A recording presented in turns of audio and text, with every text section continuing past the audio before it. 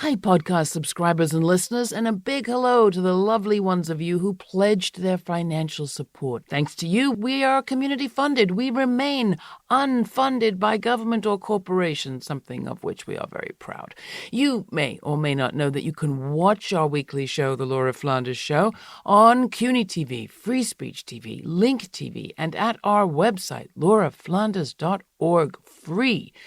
And thanks to your generous support, we are on our way to airing this program on American public television this fall, which means that even more people will have access to our sort of solutions-oriented journalism. If you have yet to join our team by becoming a member, you can always make a one-time donation at lauraflanders.org/donate or become a partner and commit $3 or $5 a month, as so many of you have. That's at our Patreon site, patreon.com/The LF Show. And don't forget, partners have access to audio exclusives, including uncut interviews from our Forward Thinking on COVID-19 series. Again, that's lauraflanders.org/donate. Help keep us putting the naysayers to shame. And thank you. Here's this week's show. Hi, I'm Laura Flanders, and this is The Laura Flanders Show, the TV and radio program that seeks to raise radical spirits by interviewing forward-thinking people with real-life models of shifting power from the few to the many in the worlds of arts, entrepreneurship, and governance.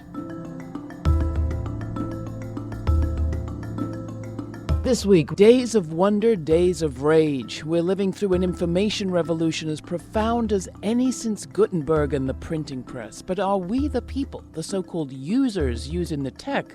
Or is the tech using us, and for what ends? Can we harness this particular transformation for good? That's the question, and we have some answers this week on The Laura Flanders Show, the place where the people who say it can't be done take a back seat to the people who are doing it. Welcome.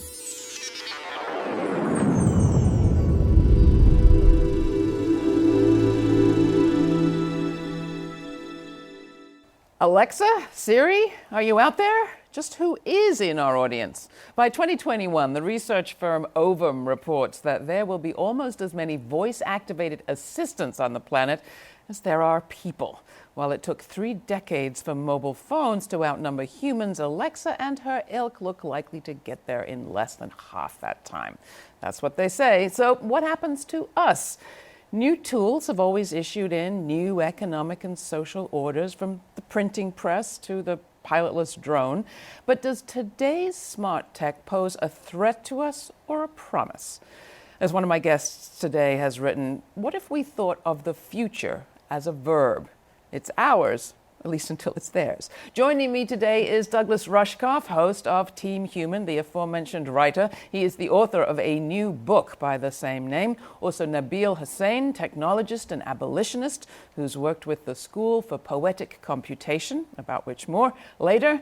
And last, Chancey Fleet, disability justice advocate and fellow with Data and Society, working at the intersections of disability and technology. Welcome all. All right, so Doug, you lay out a pretty grim scenario of technology being, as you put it, anti-human by design.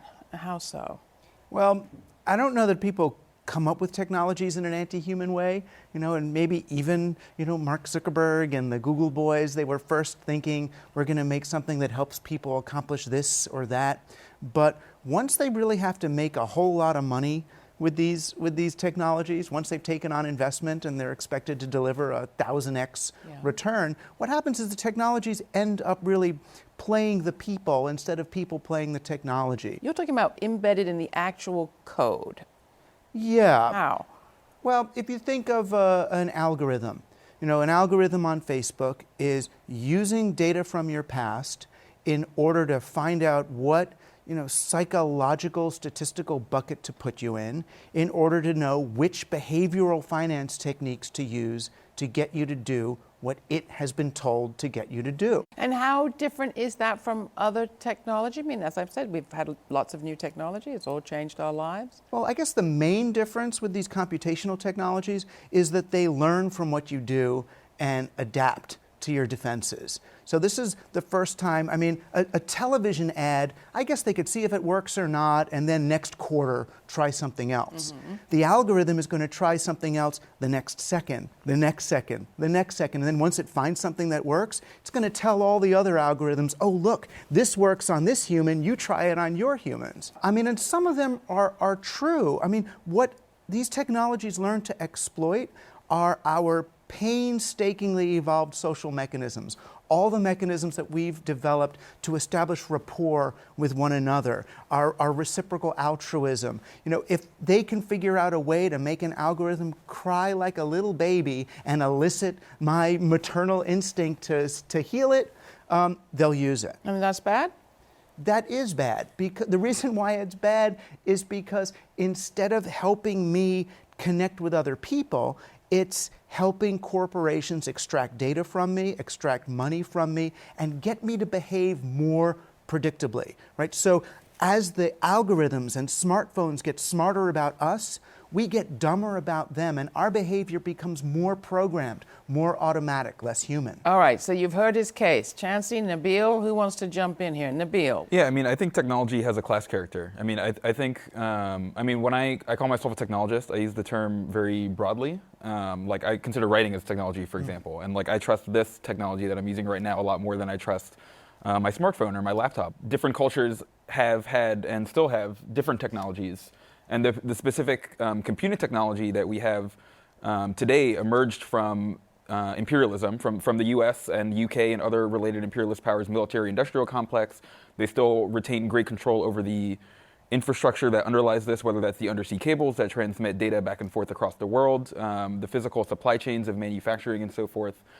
So I would say this technology is very much under the control of people who don't have the interests of me or my communities. All right, so that still talks to the control. Chancey, to you, what about this technological existential threat? I'm checking this out through the lens of accessibility. I work with communities of disability, many of whom, like myself, are happy to use all kinds of platforms, whether it be computers, smartphones, braille displays, slates and styluses, which are how Louis Braille would have written Braille, analog and digital technologies. Many of us are comfortable with a diversity of those, but there is this mainstream narrative, and there is some grounding for it, that conversational interfaces like Siri and Alexa are gate creators for people who have disabilities that impact motor interaction, impact typical workflows, or impact someone's desire to avoid complexity.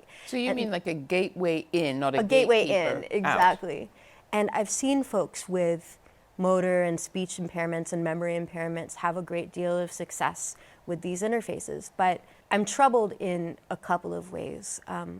For one thing, that mainstream media narrative misses the fact that it's a small, curated feature set that really hangs on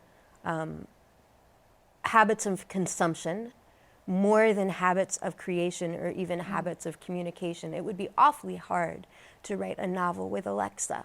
Mm-hmm. And by suggesting that folks in our community that are being challenged by the limitations in contemporary technology design should just gravitate to these conversational assistants, they are suggesting that because of the way we are embodied, we ought to do less. The other thing that I find a little bit problematic is that we don't actually need to submit our conversations to a server in order to have workable conversational interfaces. Mm-hmm. And I think we need to disentangle the ability to use a different workflow from the necessity to submit ourselves and our lives to inspection by the developers and the cloud. Definitely from a technical perspective, there's no reason that these technologies have to work in this way. It's that Google and Amazon want them to work in this way for their own data collection, surveillance, resource extraction, and exploitation of us as consumers, as workers. So that's where Team Human comes in. Right. I mean, it's really easy, especially for those of us who are not data scientists or computer engineers, it's really difficult for us not to accept these technologies at face value. We think, oh, this is what the technology can do, rather than, oh, this is what the shareholders of this company are allowing this technology to do. If anything, most of us look at the tech and figure, oh, well, it's just a technology, so it's neutral, right? It's like, oh, guns don't kill people, people kill, or this technology is just what it is. But as we look at the algorithms and the way they work, what we find out is, oh no, they're not neutral at all. These algorithms are racist. They don't feel racism, but they have embedded in them certain value systems, whether they're extractive, and they're going to just do whatever we tell them to do. And that's, sadly or not, that's true of anything. It's true even of speech, of text. The language we use to speak is embedded with values, but they don't quite change as dramatically and not as intentionally. This is Laura Flanders. I'm Laura. My guests are media theorist and author Doug Rushkoff. His latest book is Team Human, based on his podcast of the same name. Data and Society fellow Chancey Fleet, who was Library Journal's mover and shaker of 17 when she jump-started a conversation on tactile literacy, spatial learning, and more. And technologist, educator, and organizer Nabil Hassein, who's one of the organizers of Code Ecologies in the School for Poetic Computation. After the break, I ask my crew whether, when it comes to moving forward, we can flip the script on tech from dehumanizing to humanizing, and even from competition to cooperation. And if so, how? Please take a moment to follow us on social media, share the posts you like, and add your comments.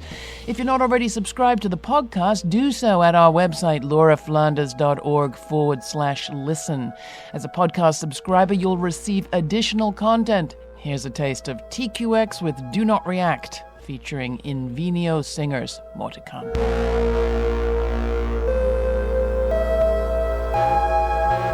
It's perpetrated by people with their own government.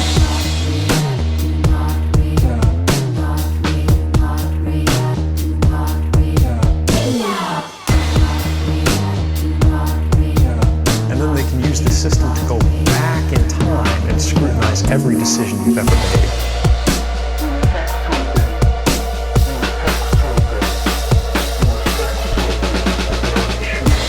By 2029, we will have completed the reverse engineering of the human brain. Computers at that time will be far more powerful than the human brain. The singularity is a new revolution where these machines will continue to grow exponentially in power. They'll be able to actually improve their own software design. By 2045, we'll have expanded the intelligence of our human-machine civilization 1 billion-fold. That will be singularity. One thing that I've been thinking about is our kind of basic myth around human evolution, the sort of survival of the fittest model that is now being questioned at the level of evolutionary science. How could we flip the script on how this technology develops going forward? Could we embed cooperation, not competition? Yeah, absolutely. If anything, networking technology emerged as a collaborative act. It was a way for terminals to share computing resources. That was how we started with it. And certainly we can flip the script on how we understand evolution. All we have to do is read Darwin and find out, oh, this isn't the story of competing individuals. This is the story of how species learned to collaborate and cooperate. Is that poetic competition? Is that what the Institute is all about? Yeah, I could maybe just speak a little bit about the school just very briefly. So the School for Poetic Computation is an independent artist-run tech school here in New York. One of the things that we try to do at SFPC, as we call it, is to think about the other possibilities for technology, for our communities, and for what could be done as opposed to only what has been done. Like, for example, I took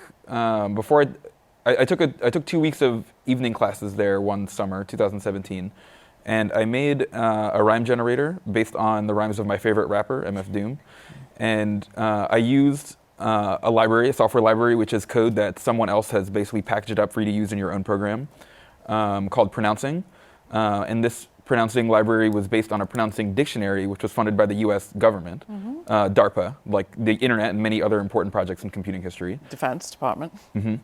And this pronouncing dictionary only represents general American English in the list of pronunciations for a given word, which is not how this artist pronounced words for the most part. And so it's like the biases that were embedded in this technology before I was born by the U.S. military ended up playing out in my art project. And so there's a lot of the ways that these things do tend to accumulate over time. But like these decisions could have been made differently, and even now, it's not too late. And Chancey, you and your working dog, who just wanted to be part of the conversation there, what would you like to see? What we need are strong, solid allies. We need developers to really know something about accessibility and to challenge the notion that, for example, some things are too visual. I'll give you an example. At the New York Public Library, where I work, we have a program called Dimensions, and we can teach blind and sighted people to work together to create maps and art and infographics with raised line graphics. And anyone can come and learn, and we do it collaboratively. And we're troubling that notion that some things are just too visual. Any spatial information we can render. But if I spoke to a random person in a Best Buy or a graphic design school that I wanted to enter, I think that they would tell me that I might be happier doing something else, and I'd like that to stop. The other thing that we really need is a strong core of people who can help you when your abilities are changing or when your ambitions are changing, to understand how to use the technology you want rather than passively receive the technology you've been prescribed. When you walk into a Best Buy, when you walk into a computer lab in an average place, and the way you use your tools is not average, folks will tell you that they don't know how to help you and that your path is probably hard. But if you can find people who understand the workflows, who have had the problems and knocked down the barriers, they can show you how to do so. Another thing we do at the library is one-on-one coaching that's powered by peers who are native users of technology, and we take the mystery away. So and when you take the mystery away, you can get on with your work. This goes back to actual people. Right. Yes. I mean, that's the beauty of it. You know, when I used to teach at NYU's Interactive Telecommunications program, when we started an assistive technologies course there, and what we very quickly learned was that as you make technology more friendly to potentially disabled people, you make it more friendly to everybody. Well, we are all potentially disabled. Exactly, Yes. that too. But you actually make the technology better, and it's not just because it's better user interfaces, but because your orientation has changed from what can I do to this person with this technology to what am I allowing this person to do with the technology. And that's not the bias that Silicon Valley has right now. Last word from you, Nabil. Yeah, I just want to maybe highlight some of the work that's going on towards these ends. I don't know how many folks are familiar with a group called Cooperation Jackson. Yep. But they're a bunch of organizers down in Jackson, Mississippi, which is a poor, mostly probably 80% black city in the U.S. Deep South. They have a whole range of initiatives around this, including, the Community Production Initiative? Maker Lab. Yeah, and they're definitely in need of funding in order to basically take a greater portion of this technology's development away from Silicon Valley and away from some of these other entities and put it into the hands of their community to serve their own goals. And I believe technology can be used for this. It's obviously not the way that capitalists who predominantly control society's resources choose to invest them, but there's nothing that prevents us from doing it to the extent that we can, and basically expropriating them, taking their wealth, and then reallocating it towards a different end. Perfect. We're going to have to close it there, but clearly we've just started this conversation. Nabil, Doug, Chancey, thanks so much for coming in. If you want to find out more about Cooperation Jackson, you can at our website. We were pretty much there at the birth and have done a lot of coverage. That's lauraflanders.org. So thank you all. It's great to have you. Thank you. That was technologist, educator, and organizer Nabil Hassein, a co-organizer at Code Ecologies and the School for Poetic Computation, Data and Society fellow Chancey Fleet, and media theorist and author Doug Rushkoff. His latest book and the title of his podcast is Team Human. Next, a clip from a video Rushkoff produced on Present Shock. To see him in action and watch the short film, go to www.lauraflanders.org. As we've heard, the new digital age poses as much a threat as a boon to our liberty and sense of self and society. We're all suffering from what our guest Doug Rushkoff calls present shock, an onslaught of anti-human tech. Fortunately, he says there is a solution. An opportunity lies before us to create more space for people to be people by embracing and revivifying the present. The choice is ours. Here's Doug. When I first encountered the internet, I thought it was going to set us all free. We were all going to work at home in our underwear, trading things back and forth. It was a world where anything was possible, and we were going to do it in our own time. But instead, we strap these devices to ourselves and have them ping us every time somebody texts us or messages us, as if we're supposed to respond to everything, as if it's this real-time emergency crisis. And that's what's put us in this state of present shock. The only kind of people that were interrupted this frequently and this incessantly used to be, 911 operators and air traffic controllers. And they would only do it for 2 or 3 hours during the day, and they would be medicated in order to live that way. Present shock, present shock. Present shock is the human response to living in a world where everything happens now. It's a real-time, always-on existence without any sense of beginning, middle, or an end. It's just now. On the one hand, you could just go into the moment. You could have this kind of a Tao-like sense of peace, and here we are, I'm in the present. But most of us aren't there. Most of us are instead chasing this kind of false now of our Twitter feeds and our email inboxes, trying to catch up with the moment as if the present wasn't something we live in, but the present was something we had to grasp to. And the problem for us is the inability to be in touch with any of the natural rhythms that underlie our human experience.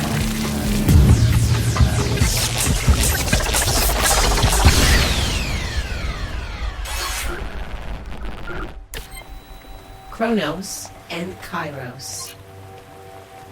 The ancient Greeks had 2 words for time. Chronos, which means time on the clock, and Kairos, which means human timing. So you could ask, what time did you crash the car? Oh, I crashed it at 4:01. But what time do you tell Dad you crashed the car? 4:17? No, you tell Dad you crashed the car after he's had his drink and before he's opened the bills. Right? That's Kairos. It's the sense of readiness or human timing, something that only people can understand as we move through the temporal landscape of human experience. The industrial age was all about chronos. Time is money. Do things faster. Increase your production over time.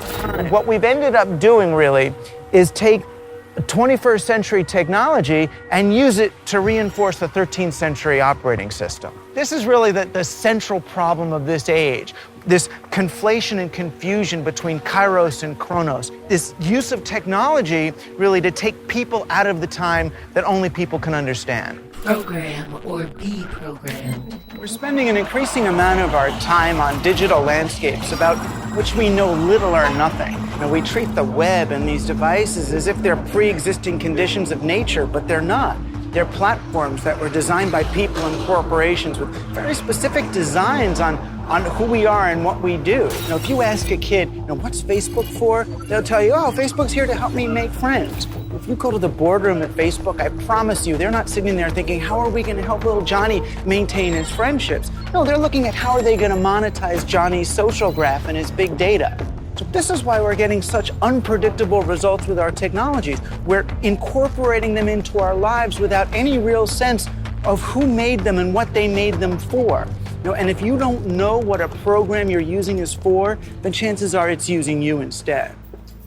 Chronobiology. So I think the easiest way to contend with present shock is to embrace the present, find the present, explore and reify the rhythms that are informing who you are as a person and as a human organism just living on the planet. Most people don't realize that each phase of the moon corresponds to a different neurotransmitter in the body. With the first week of a new moon, our body tends to be dominated by acetylcholine, which is a very specific neurotransmitter associated with new ideas and making new friends and being open-minded. If you're in the second week of a moon, you tend to be dominated by serotonin, which is all about getting things done and being industrious and reaching conclusions.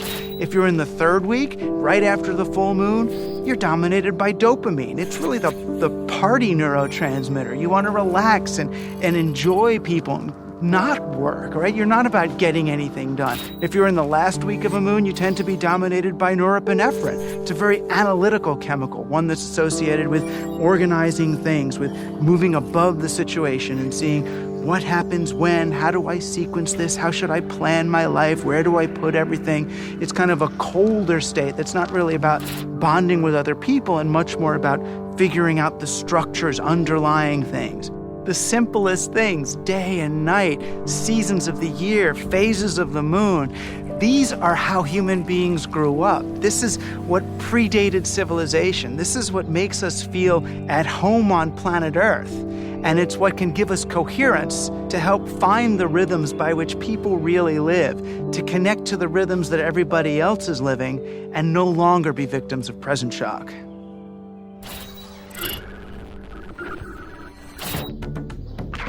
Opportunity. Now, present shock is disorienting. I get that. Whenever we move from one technological age to another, there's bound to be a bit of wobble. But this moment's also an opportunity. It's an opportunity to use technology and humanity, really to embrace both kinds of time, to really bring them together, to create, if anything, a new synthesis in our understanding of time. What are the rhythms? What are the patterns underlying human experience? And how can we live really in harmony with them rather than constantly trying to work against them? I think that we have a choice here.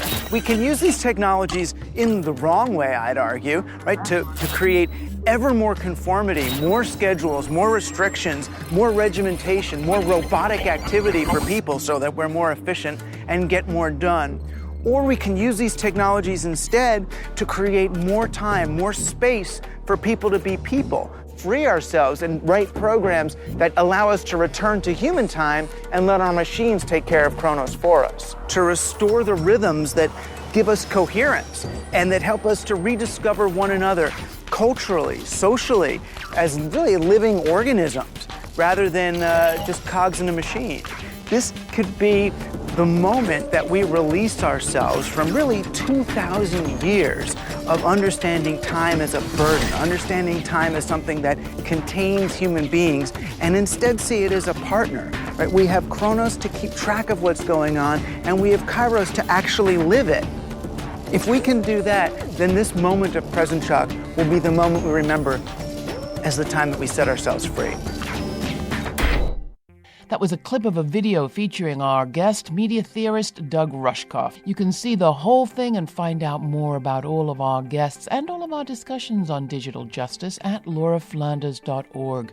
There are a lot in our archives. While you're there, cast a vote of support for women-owned and operated journalism by becoming a member. How about it? Make a one-time donation or spread it out by becoming a sustaining supporter for $2, $5, or, $50 a month. Again, that is www.lauraflanders.org/donate. We rely on you. Stay kind, stay curious. Until the next time, I'm Laura.